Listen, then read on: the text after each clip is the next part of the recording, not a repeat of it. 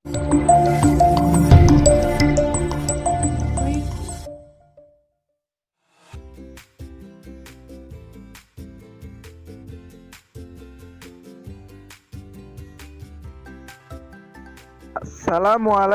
warahmatullahi wabarakatuh.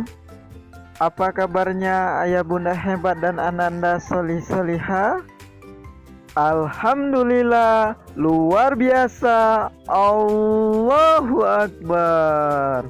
Masya Allah. Semoga Allah Subhanahu wa Ta'ala senantiasa melimpahkan kesehatan serta perlindungannya kepada kita semua. Amin ya Rabbal Alamin. Seperti biasa, kita punya jargon tematik.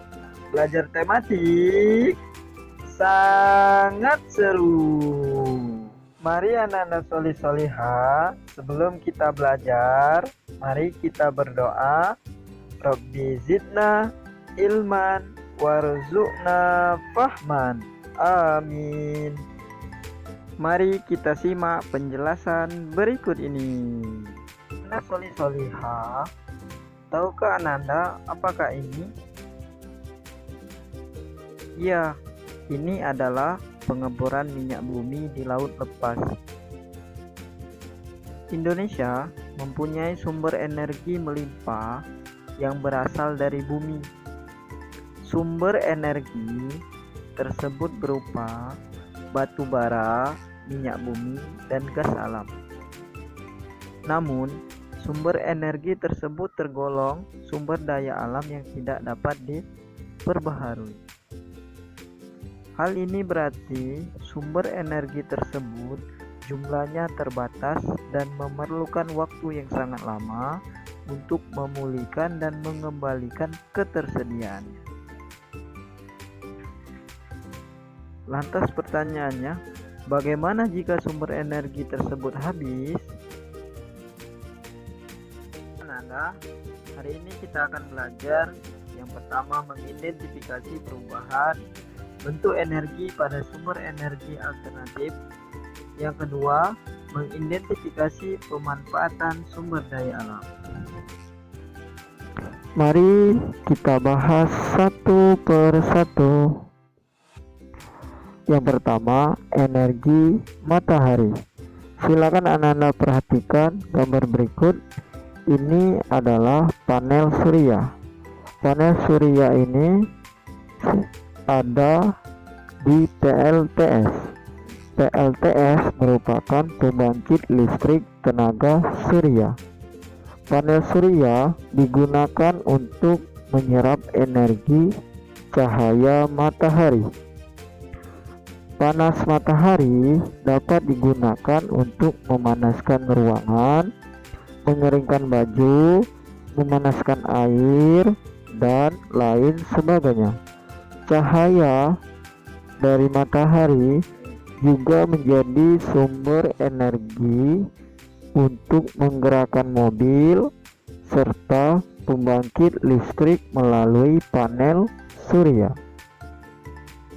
Jadi pada intinya, energi matahari pada panel surya di PLTS mengubah energi cahaya matahari menjadi energi listrik. Kedua, energi panas bumi atau yang sering kita kenal geotermal.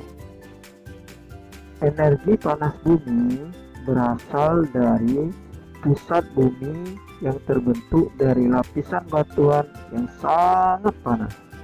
Teknologi modern saat ini telah memanfaatkan energi geotermal atau panas bumi sebagai pembangkit tenaga listrik.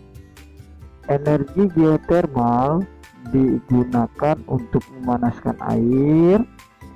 Uap air yang dihasilkan dapat menggerakkan turbin yang terdapat pada generator, sehingga generator dapat menghasilkan listrik. Jadi, panas bumi digunakan untuk memanaskan air, dan dari uapnya air tersebut dia menghasilkan suatu gerakan pada turbin ke generator sehingga menghasilkan sebuah energi listrik. Yang ketiga, energi angin. Angin adalah udara yang bergerak karena adanya perbedaan tekanan. Angin banyak dimanfaatkan sebagai penggerak pada perahu layar. Energi angin juga dimanfaatkan sebagai pembangkit listrik melalui kincir angin yang dihubungkan dengan generator untuk menghasilkan listrik. Jadi, energi gerak dari angin atau kincir angin diubah oleh generator menjadi energi listrik. Energi air. Apa ini Ananda? Ini adalah bendungan. Aliran air yang deras menyimpan energi gerak sehingga dapat dimanfaatkan sebagai pembangkit listrik, atau yang lebih kita kenal pembangkit listrik tenaga air PLTA. PLTA merupakan bendungan air yang mengalir dari bendungan dimanfaatkan untuk menggerakkan turbin. Lalu, energi gerak turbin diubah menjadi energi listrik oleh generator. Semakin deras aliran air, semakin besar pula listrik yang dihasilkan. Jadi, pada energi air yang ada di bendungan diubah menjadi energi gerak pada turbin sehingga menghasilkan energi listrik. Yang kelima, energi gelombang laut. Gelombang laut membawa energi gerak di sepanjang permukaan laut. Energi dapat dimanfaatkan sebagai energi alternatif untuk membangkitkan listrik.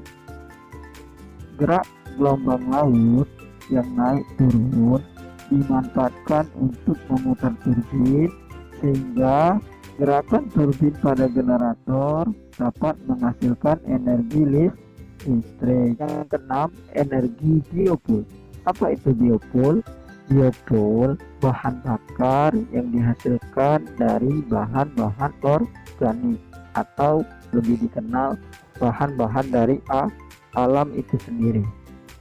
Tumbuhan berbiji yang mengandung minyak seperti bunga jara, bunga matahari, kelapa sawit, kacang tanah, dan kedelai dapat digunakan untuk menggantikan bahan bakar solar. Bahan bakar ini disebut biodiesel. Kalau ubi, singkong, sagu, dan jagung dapat diubah menjadi bioetanol untuk menggantikan bensin. Biofuel juga dihasilkan dari kotoran hewan, yaitu yang lebih dikenal dengan biogas. Biogas dimanfaatkan untuk bahan bakar kendaraan bermotor dan untuk memasak. Biofuel ini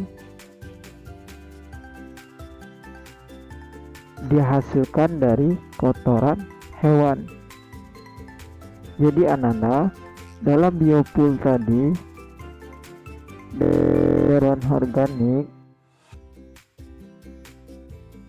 ada 3 hal yang penting, yaitu dari tumbuhan tadi apa?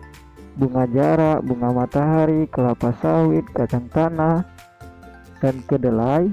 Itu bahan bakarnya untuk pembuatan solar atau lebih dikenal dengan biodiesel.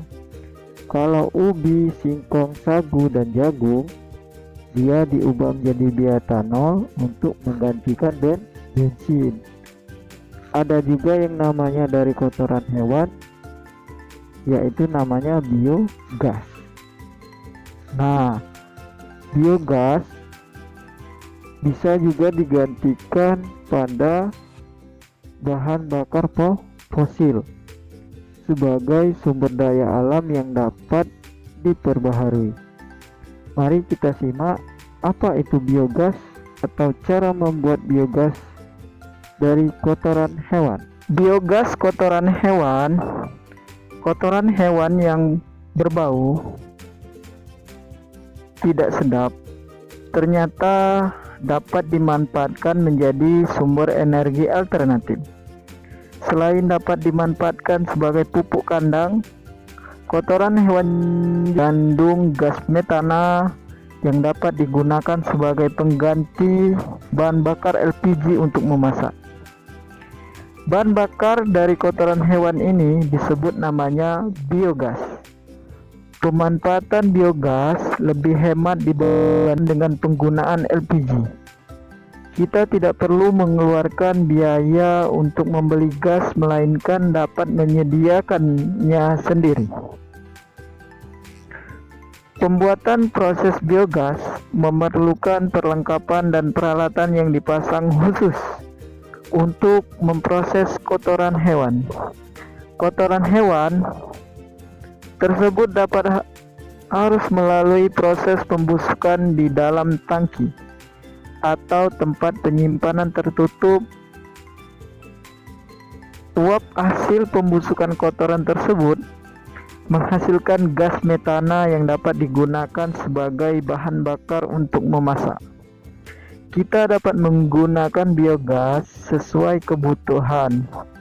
Kita juga tidak perlu khawatirkan gas yang dihasilkan akan berbau, karena proses pembusukan kotoran dalam tangki menghilangkan bau busuk pada kotoran. Baiklah Nanda, itulah salah satu manfaat dari penggunaan biogas dari kotoran hewan yang menjadi manfaat dari sumber daya alam sebagai bahan bakar alternatif yang sangat bermanfaat bagi masyarakat. Apa yang sudah kita pelajari hari ini? Yang pertama, kita telah mengetahui perubahan bentuk energi pada sumber energi alternatif. Yang kedua, kita telah belajar bagaimana pemanfaatan sumber daya alam yang berguna bagi masyarakat. Semoga pembelajaran kita hari ini berkah dan manfaat. Kita akhiri dengan ucapan lafaz hamdalah. Alhamdulillahirabbil alamin. Doa kifaratul majelis. Subhanakallahumma wa bihamdika asyhadu alla ilaha illa anta astaghfiruka wa atubu ilaik. Assalamualaikum warahmatullahi wabarakatuh.